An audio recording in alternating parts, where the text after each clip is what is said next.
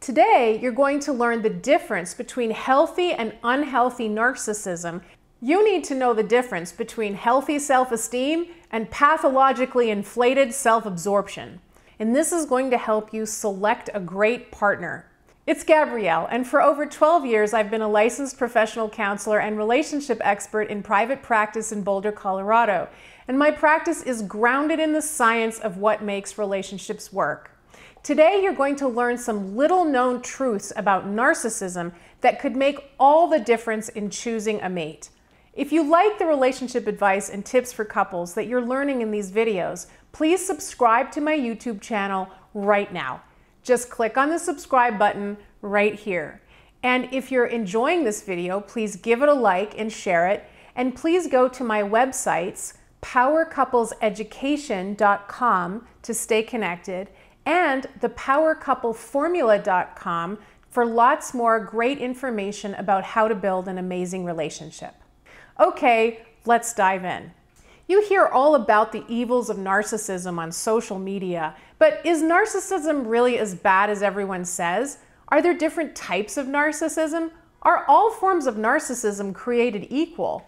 It turns out that the answer is no. So let me start by answering the question, what is narcissism?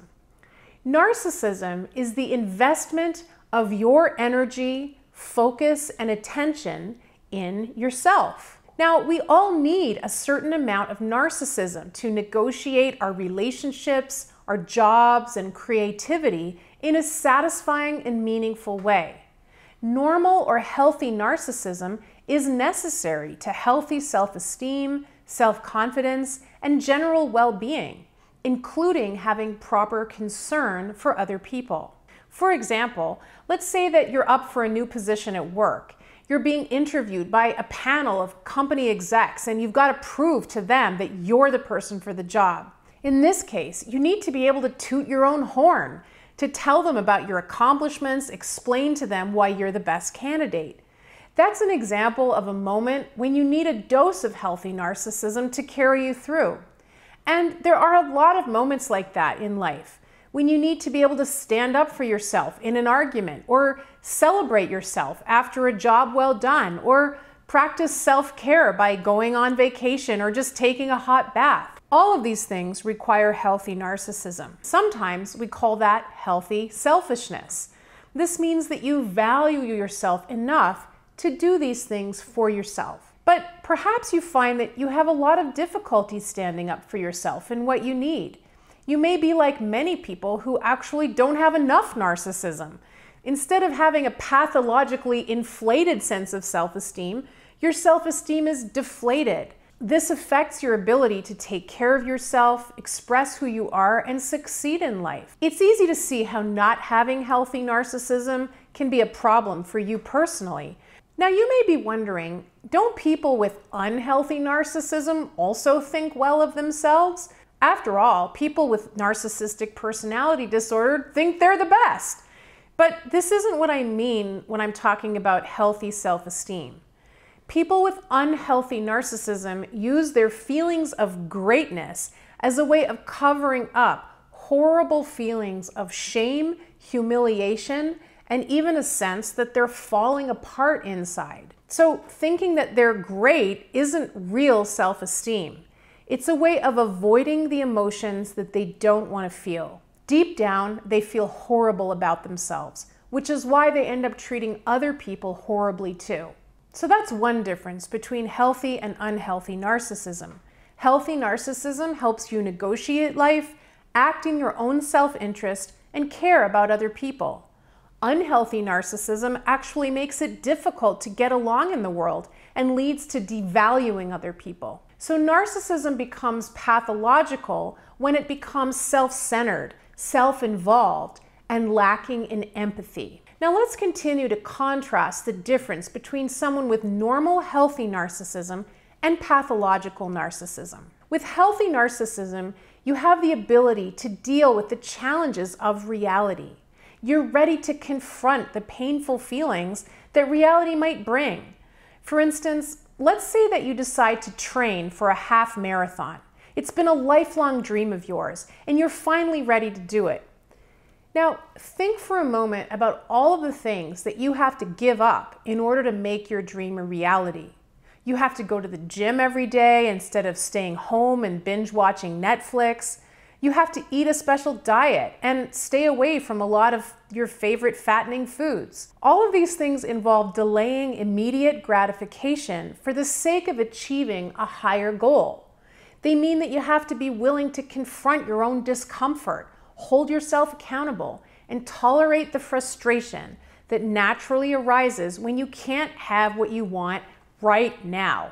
In other words, you have to deal with reality, which can be painful and difficult. On the other hand, with unhealthy narcissism, you defend against the pain and difficulty you don't want to feel by not dealing with reality. You make up a fantasy instead of facing what's actually going on. If we come back to our half marathon example, with unhealthy narcissism, you might be unwilling to commit to doing the half marathon at all, because if you took any less than first place in the competition, you'd feel ashamed and humiliated. So you diss the whole half marathon thing before you even take the first step. You're unwilling to deal with any challenge where you might not be seen as number one, so you just don't even try. If you're watching this video, it might be because you've met somebody who seems to be pretty confident and self-assured, and you're wondering, does this person have healthy self-esteem, or do they actually have some unhealthy narcissism? Well, one thing that's interesting to look at, and that can be a red flag for narcissistic personality disorder, is the school records of the person when they were a child.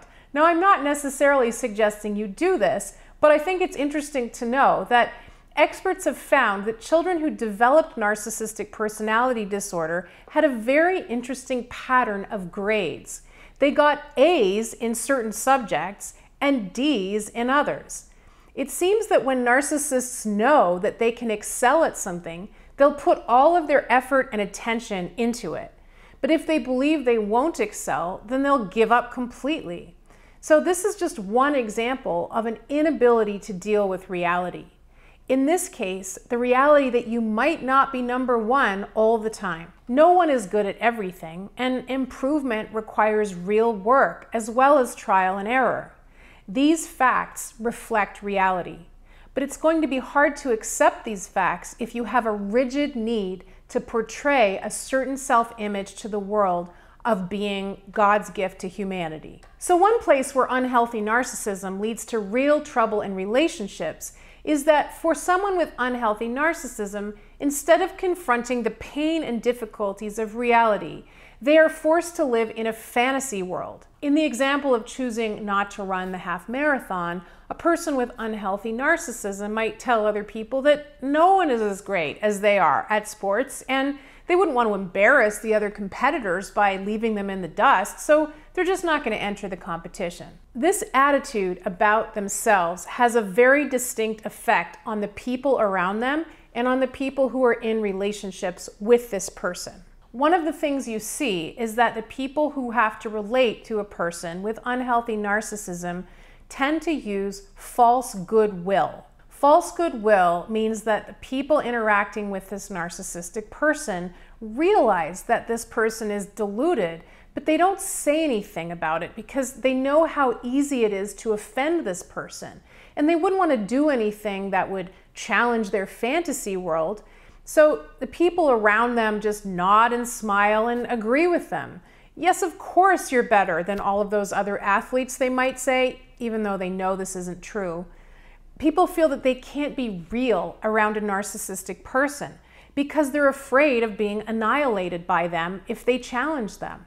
So instead, they treat this person with false generosity and compliance. Unhealthy narcissism means that you have a fixed and rigid defenses against feeling pain because deep down, the narcissistic person is afraid that the pain of reality would actually kill them. So they have to, in essence, kill anything around them that reminds them of reality. This puts a real burden on those around them to just walk on eggshells or just go along with their crazy world. On the other hand, people with healthy narcissism are undefended. You can be honest with them when they're off track, when their way of thinking doesn't make sense or is just plain ridiculous. The person with healthy narcissism isn't going to kill you for pointing this out to them. It might be hard for them to hear, but ultimately they'll thank you for it. That's because people with healthy narcissism are able to learn from experience. They're able to modify their behavior based on feedback that they get from interacting with those around them. This is very different from unhealthy narcissism, where the person continues to assert their fantasy, apparently learning nothing. This is due to the narcissist's almost complete independence from the world around them. Instead of recognizing their inherent interdependence on others for feedback and personal growth, they believe that their perspective on themselves is the only accurate viewpoint, and they do not turn to others for insight or help under any circumstances. I hope this video has been helpful to you in distinguishing between healthy and unhealthy narcissism. Remember that all of the problematic behaviors shown by people with unhealthy narcissism are a reflection of a need to maintain a fragile sense of self as a result of a lack of real support, understanding, and affection in early childhood, and the fact that they grew up in an environment of hostility and aggression from primary caregivers early in life. Hopefully this understanding helps you have compassion for people struggling with unhealthy narcissism. Now let's hear from you. Have you been around people where you felt like you had to give them this false goodwill? If so, how did that make you feel? Leave me your comments below. I look forward to reading them and seeing you in the next video.